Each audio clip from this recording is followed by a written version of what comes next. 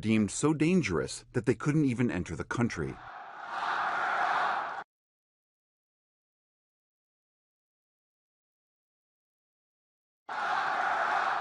His 2016 opponent, Hillary Clinton, was cast as a criminal. Protesters at his rallies treated harshly. If you see somebody getting ready to throw a tomato, knock the crap out of them, would you? Seriously. Okay? Just knock the hell. I promise you, I will pay for the legal fees. His most frequent target, though, has been the media.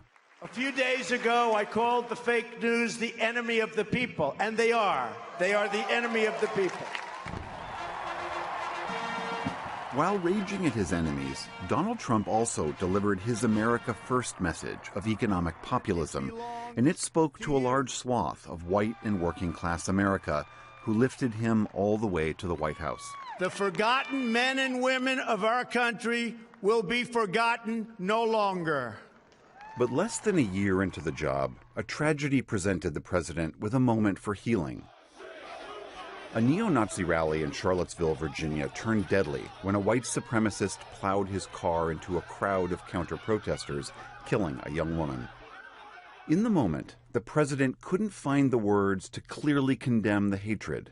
You also had people that were very fine people on both sides. Since Charlottesville, even though right-wing extremists have been responsible for the vast majority of terrorist attacks and plots in the United States, the president almost exclusively condemns and inflates left-wing violence. The violence and vandalism is being led by Antifa and other radical left-wing groups. But a confluence of crises over the last year has perhaps tested the nation and its commander-in-chief more than any other in modern history.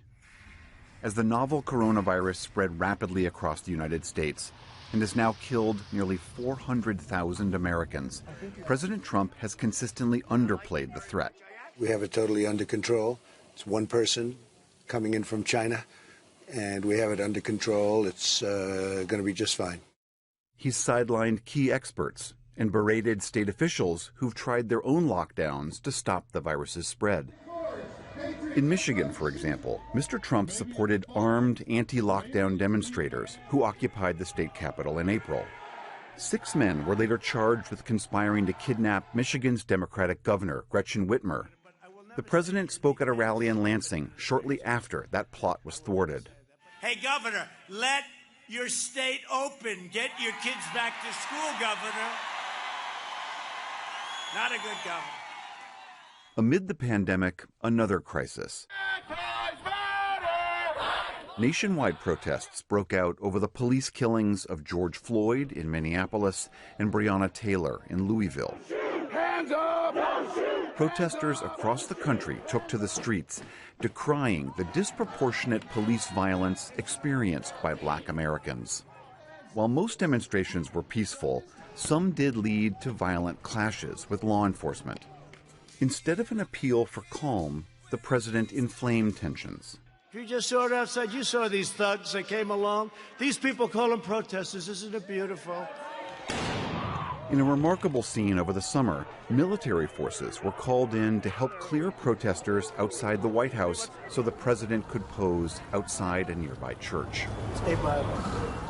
And long before any votes were cast in last year's election, the president repeatedly, falsely claimed, just as he had in 2016, that the vote count would be rigged against him. This election will be the most rigged election in history. And he refused to denounce supporters who threatened violence, famously refusing to rebuke the hate group known as the Proud Boys. What do you want to call them? Give me a name. Give me a white name. Supremacists and Who would white you like me to condemn? White supremacists and right Proud Boys. Stand back and stand by. And when it was clear that he did in fact lose, a moment when virtually every other losing presidential candidate has graciously conceded the race and wished the victor good luck, President Trump did the opposite. I've already decisively won. He continued to falsely claim that he'd been robbed of victory by fraud.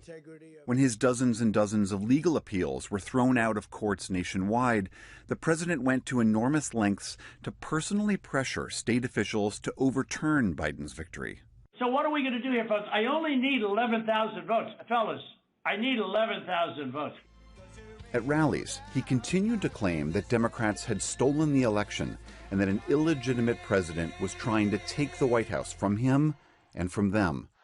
He asked his supporters to come to Washington last week. We're going to walk down, and I'll be there with you. We're going to walk down to the Capitol. That afternoon, an angry mob of Trump supporters and various extremist, white supremacist, and anti-government groups battered the police, broke into the Capitol, left 5 people dead, and cast a dark shadow over the end of the Trump presidency. Now, after ominous warnings from law enforcement, the nation's capital and state capitals all over the country are on edge. They're worried about who may show up next, armed and dangerous and full of false, poisoned ideas about a stolen country.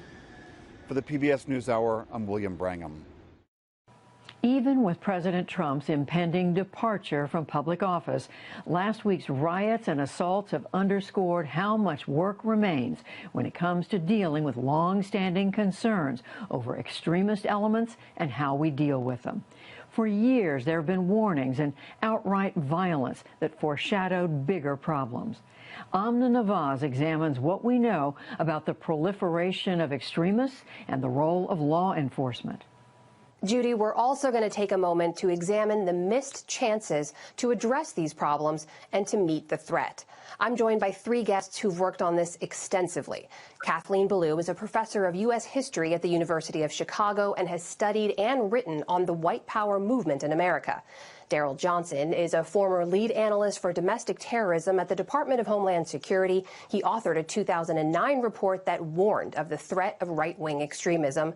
And Justin Hansford is a professor at Howard University School of Law and director of the Thurgood Marshall Civil Rights Center. He was also on the ground in Ferguson, Missouri in 2014 after the police killing of Michael Brown. Welcome to you all, and thank you for joining me here. Daryl Johnson, I'm going to start with you because back on Election Day in 2020, which feels like a long time ago, a lot of people were expressing relief that they thought the worst was behind them. The election had unfolded relatively peacefully. You said on that day, quote, "It's the period after the election that's going to be more volatile and higher risk."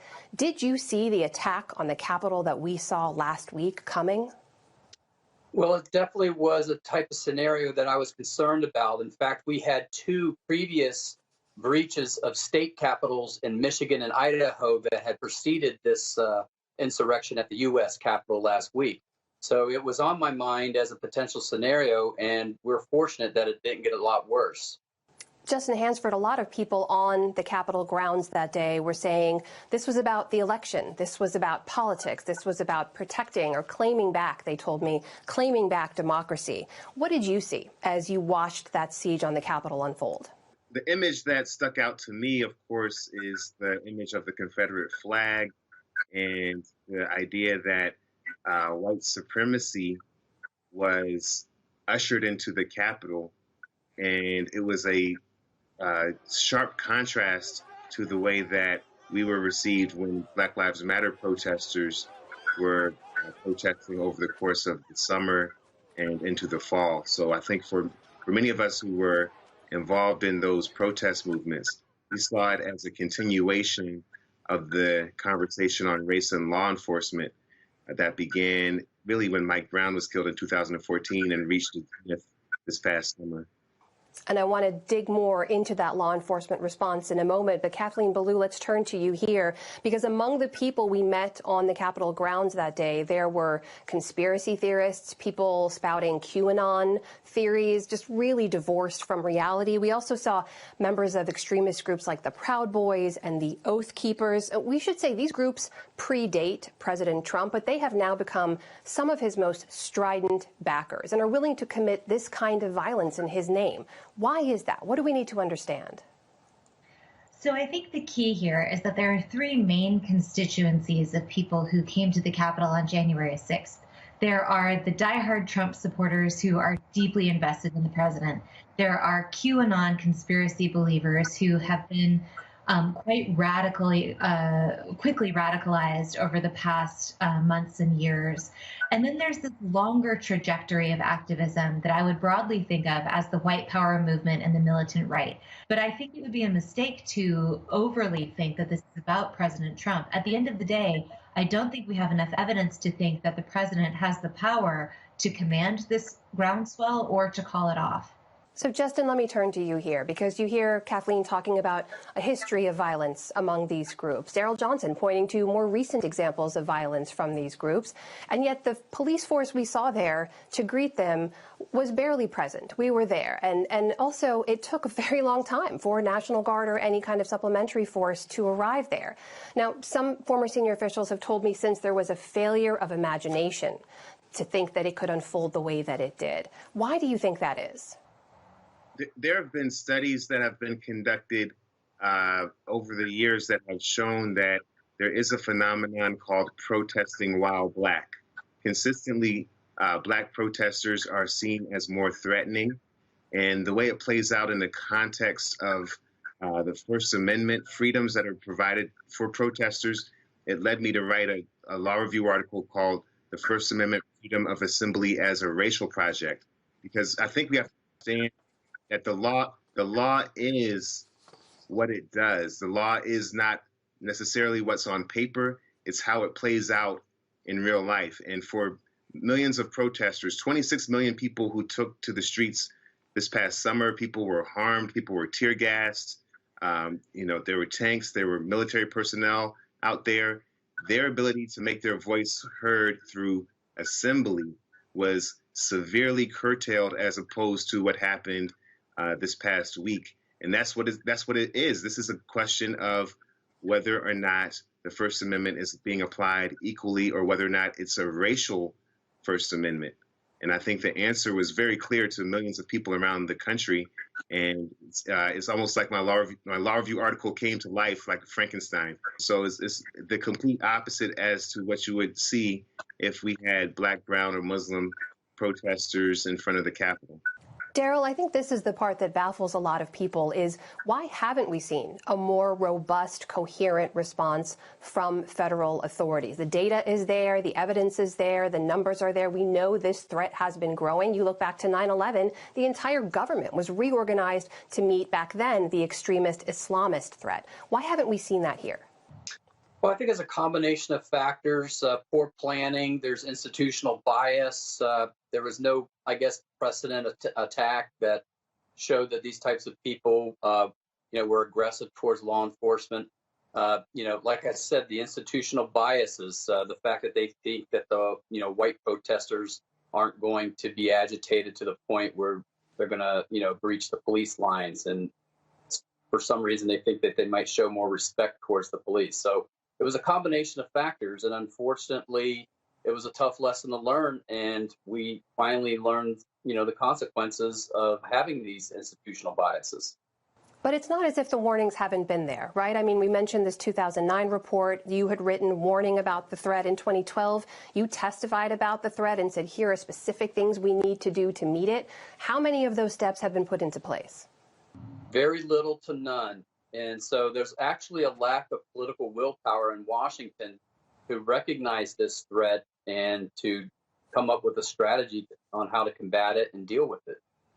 Kathleen Belew, I need to run some quick headlines by you. Since the attack, we now know that one member of law enforcement has been arrested for his role in the attack. 2 Capitol Police have been suspended for posing with the mob and taking selfies. Off-duty cops have also been arrested. There's a retired Navy SEAL who posted videos bragging about breaching the Capitol. Are the same forces we'd be relying on to respond to this threat in some way sympathetic to it? We have an unbroken record of white power violence that goes back to the early 1980s, if not earlier. We're talking about a groundswell that is decades, if not generations old, and has a history of the kinds of ideologies it follows and what targets we can expect based on those ideologies. We have a history of actions already undertaken. It's not enough to wake up after January 6th. We should have woken up after the Oklahoma City bombing. Same movement. And that was the largest mass casualty event in the United States between Pearl Harbor and 9/11. Now, the fact that most people walk around not understanding that that's part of the white power movement is an enormous problem for our public discourse. So when we think about failure of imagination, I just think that that's not anywhere near enough of an explanation, given that the Department of Homeland Security and the FBI have identified white extremism as the largest terrorist threat to Americans, outstripping not only what our president has called Antifa and the left, but also outstripping radical Islamist terror. We know that this is the problem. The resources have to be oriented around this particular thing. And the problem of infiltration of law enforcement and military by these groups has been the subject of a great deal of scholarly study, a great deal of journalistic expose. We know that this is the issue. So the question is, what will we as a society decide to do to mobilize our resources to address this problem? So Daryl Johnson, let me put that question to you. As Kathleen has laid out decades of failures to address and respond to this threat, what would it take? Can it be done? Is this the time? Yeah, I'm hoping that this is the time. You know, I've been calling for our political leaders to deal with this threat for the past 10 or 11 years. They've lacked the political willpower to do it. So now that their home base has been attacked and the Capitol ransacked and people vandalizing and stealing stuff and deaths that resulted. I hope that this is the wake-up call, the much-needed wake-up call that I've been calling for the past 10 years. So it's going to be incumbent on this new administration and dealing with both Republicans and Democrats coming together and denouncing this threat and developing strategies on how to better combat it. Justin Hansford, what about you? Do you think this threat can and will be met by the incoming administration and